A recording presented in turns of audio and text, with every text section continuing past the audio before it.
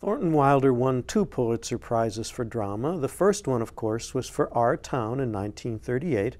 The second was 5 years later for The Skin of Our Teeth, which is even more experimental than Our Town, and perhaps for that reason less commonly revived.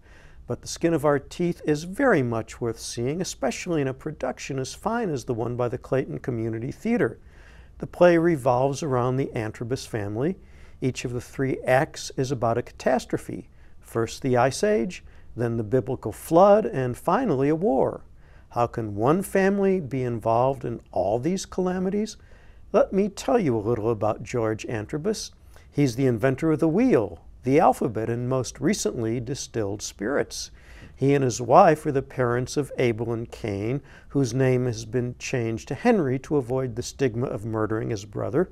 The family has a home in Excelsior, New Jersey, which is the setting for Act 1 and 3. Act 2 takes place in the boardwalk in Atlantic City.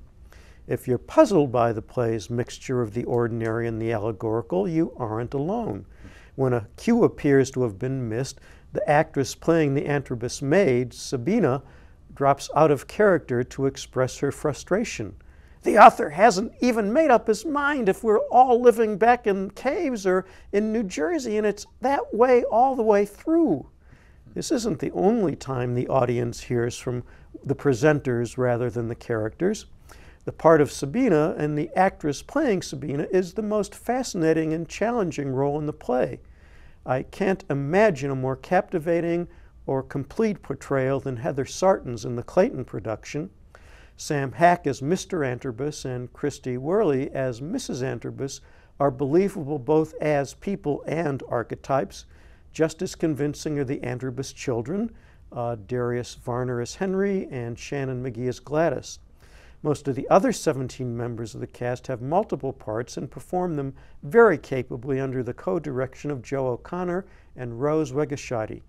There's fine work too in Andrew Carey and Joe Connor's set, Nathan Schrader's lighting, Tom Bell's sound, Dawn Scatizzi's props, and Sherry Hogan's costumes. The renowned critic Harold Bloom considers The Skin of Our Teeth Wilder's only prospect for survival, aside from a few of his shorter plays. As I speak, the Clayton production is still running, so you still have a chance to judge for yourself. And I'll get a chance to catch up with it since I haven't gotten there yet, although I can't believe he thought it would last longer than Our Town. Who knows? Who knows?